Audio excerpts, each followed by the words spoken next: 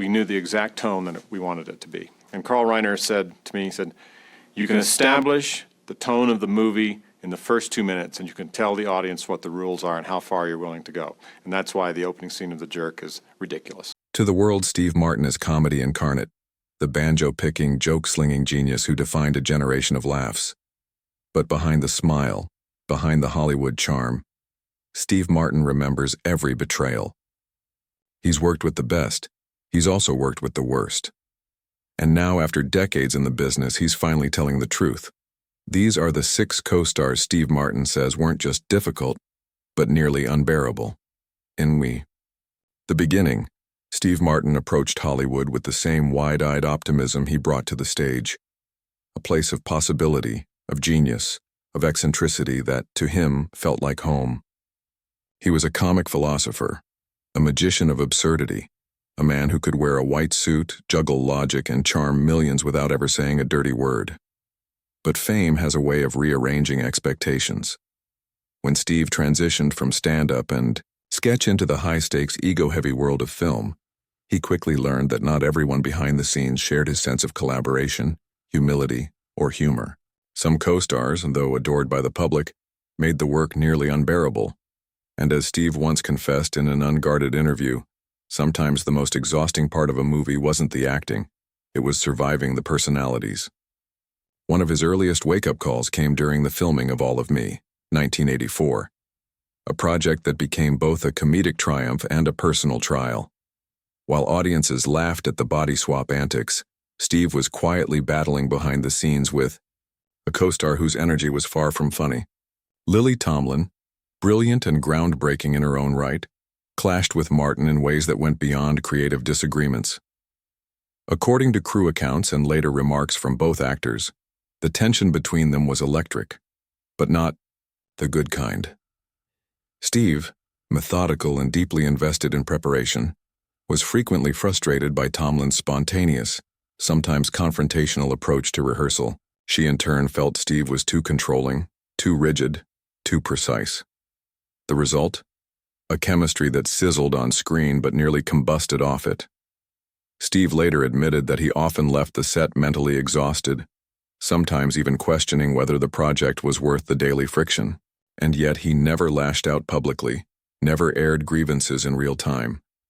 That was Steve's style: smile through it, finish strong, and talk later.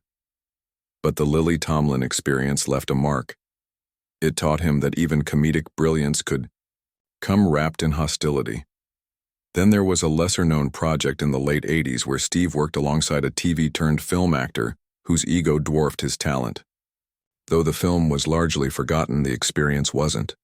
The co-star, who Steve diplomatically never named in interviews, reportedly mocked Martin's scripts, interrupted takes, and once referred to Steve as that Vegas comic. The insult wasn't just petty, it stung. Martin had spent years redefining comedy, turning it into a cerebral, artistic force. To be reduced to a novelty act by a peer struck a nerve. Steve later wrote in his memoir that the jokes hurt less than the smugness of someone who thought they were better, but couldn't make a room laugh if their life depended on it. It wasn't that Steve Martin couldn't handle difficult people. He was used to the odd, the erratic, the wildly creative. But what he couldn't abide was arrogance without talent, cruelty without consequence. Another co-star, a famous actress from the rom-com circuit of the 1990s, was so cold and condescending on set that Steve described her years later as the most humorless person I've ever met. While fans loved their on-screen pairing, the reality was painfully distant. She refused table reads, rolled her eyes at improvisations, and insisted on isolating herself between scenes. Steve, always the collaborator, was stunned. It was like trying to do jazz with someone who only listened to static, he once said. By the time the shoot wrapped, Steve had learned another hard truth. Chemistry can be faked, but contempt can't be buried forever. What's remarkable is that through it all, the passive aggression, the outright sabotage, the private insults, Steve rarely broke character. He smiled, he delivered the lines, and then he went home, quietly adding names to a list he hoped he'd never have to reveal. But now, decades later, with the white suit in storage and the spotlight a little dimmer, Steve Martin is starting to tell the truth, not out of bitterness, but out of clarity. Because even the funniest man in the room remembers the ones who tried to silence the laugh. Steve Martin never feared talent. In fact, he respected it, studied it, even chased it when it inspired him to push his own creative boundaries. But as his filmography grew and the funniest man alive label clung tighter to his name, he began to realize a harsh truth about comedy royalty. Sometimes, the more brilliant a performer was, the more unbearable they became behind the scenes. What should have been playful, spontaneous collaborations often turned into ego wars, silent battles over punchlines, timing, or just the unspoken need to be the loudest voice in the room. One such nightmare unfolded during the making of Planes, Trains and Automobiles, 1987, a now-beloved holiday classic. Steve starred alongside John Candy, a man whose on-screen warmth hit a tidal wave of emotional instability off-camera. Martin, ever the professional, found himself constantly thrown off by Candy's erratic moods and inconsistent performances. One day, Candy would be generous, funny, and collaborative. The next, he would show up late, visibly hungover or worse, completely detached. Steve admitted years later that working with Candy was like trying to build a house on shifting sand.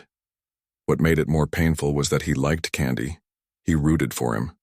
But liking someone didn't mean they were easy to work with. There were moments, Steve recalled, where entire scenes had to be reshot because Candy couldn't remember his lines or refused to take direction from anyone, including the director.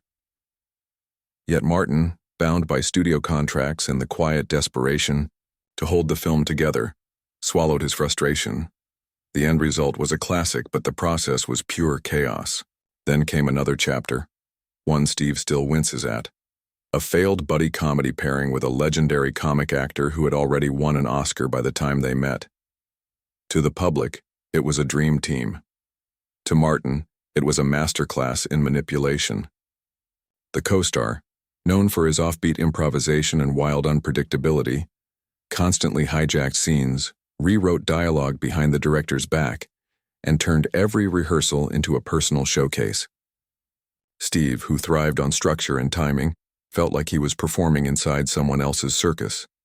Every day was a test, he once confessed, not of talent, but of patience.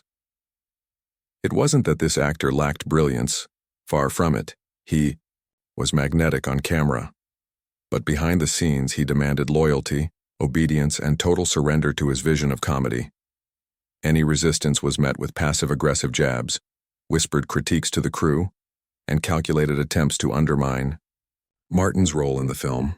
The final cut barely resembled the original script, and Steve left the project with more gray hair than when he started. He never worked with that actor again. There was also the matter of a certain talk show host turned movie star, whose ego dwarfed his film credits. On paper, their joint project was supposed to be a lighthearted, family-friendly romp. But off-camera, Steve found himself dodging barbed remarks and being routinely upstaged by a man who treated the set like a live studio audience.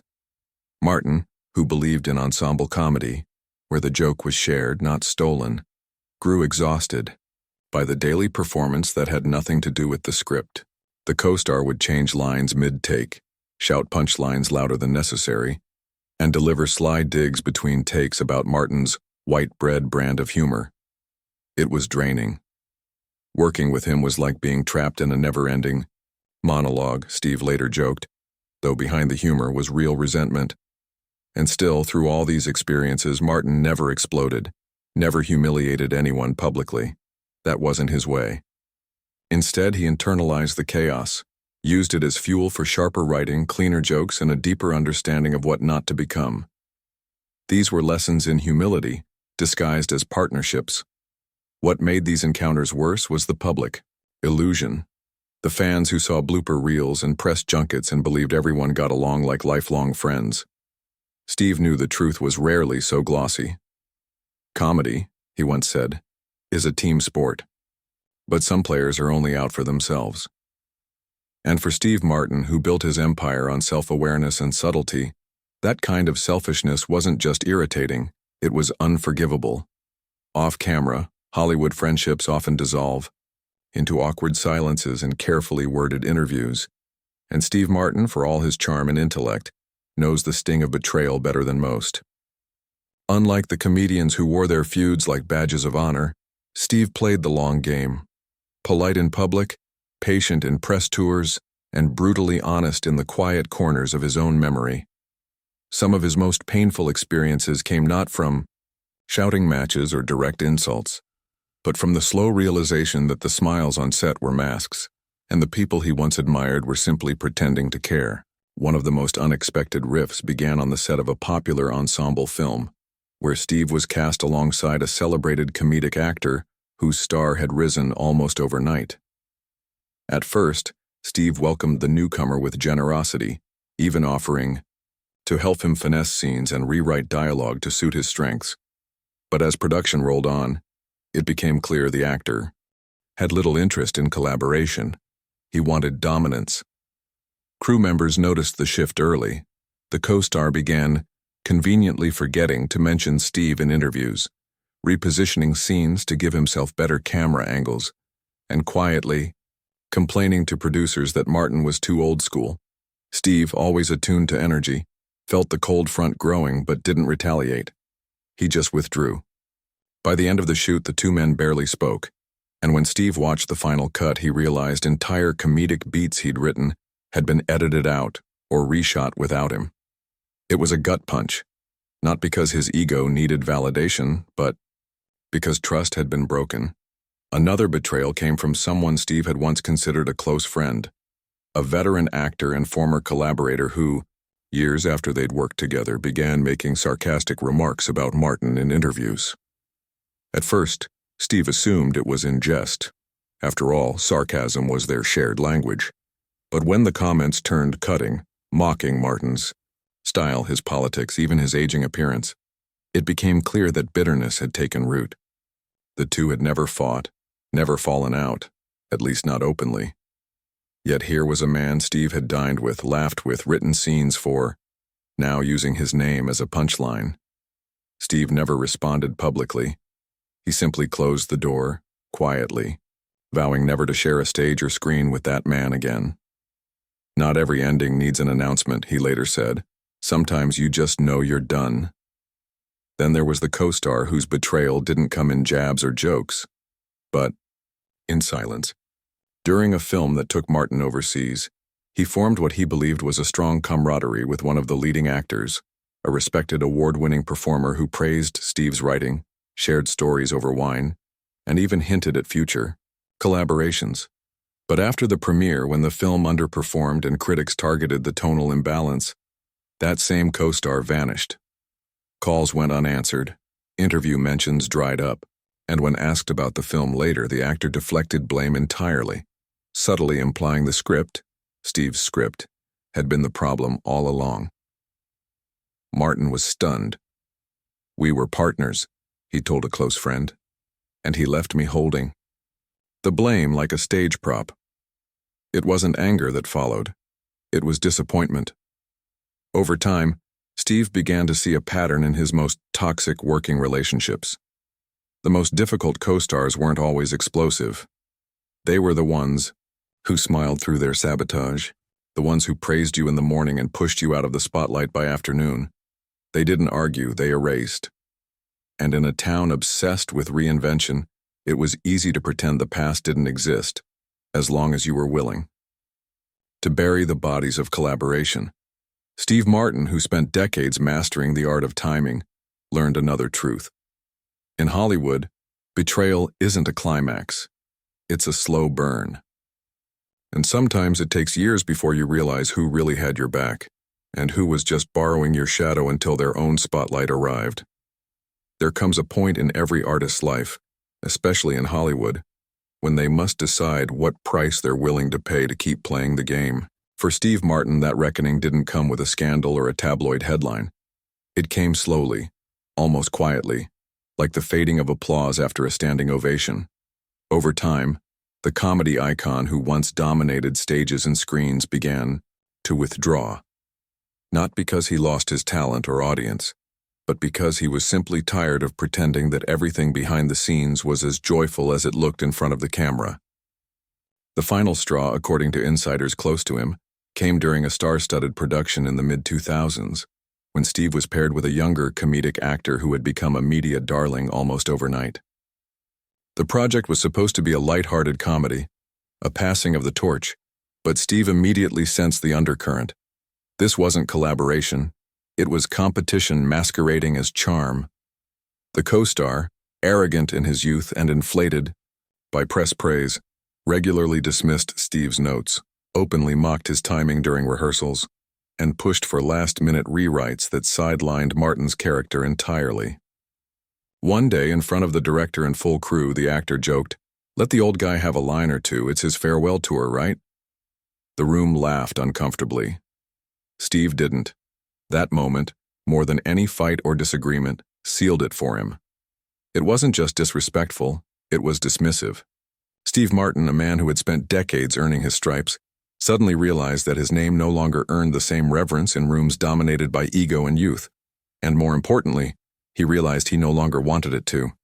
He wrapped the project, fulfilled the press obligations, and went home knowing he would never again endure that kind of toxicity for the sake of a paycheck or another premiere. But that experience was just the final page in a much longer story. Steve had been slowly detaching for years, choosing carefully who he worked with, gravitating toward collaborators who respected the process, who understood timing, tone, humility, the unspoken language of good comedy.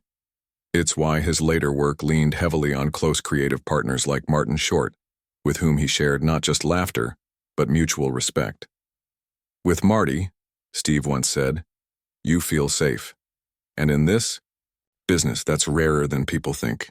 In contrast, the 6 co-stars he hated the most, though he rarely named them outright, left scars that only he and a handful of confidants ever truly understood.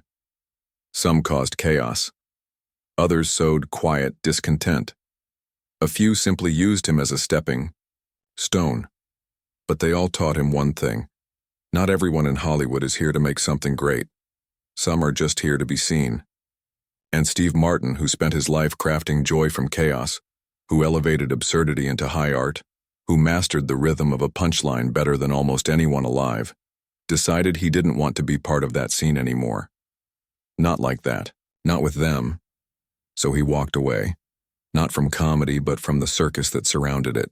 He stopped chasing roles and started curating his creative life, choosing music, writing, and small, intimate performances over blockbuster films with unpredictable egos. His silence wasn't bitterness, it was liberation. And yet, when asked today why he never named the worst offenders publicly, Steve's answer is characteristically restrained. "I didn't come here to tear anyone down. I just want to tell the truth." And perhaps that's what makes his quiet confession so powerful. Not the drama of it, but the calm honesty. The message that even the biggest stars, the ones we idolize and quote and laugh with, are sometimes forced to smile through private hells. That even Steve Martin, the man who made America laugh for generations, has a list of names he'll never forget. Not because of how funny they were, but because of how painful it was to work with them. And now, with the camera slowing and the final act of his career playing out on his own terms, Steve Martin has chosen not to expose his enemies with anger, but to reclaim his story with dignity. Because in the end, the loudest revenge isn't scandal. It's walking away without looking,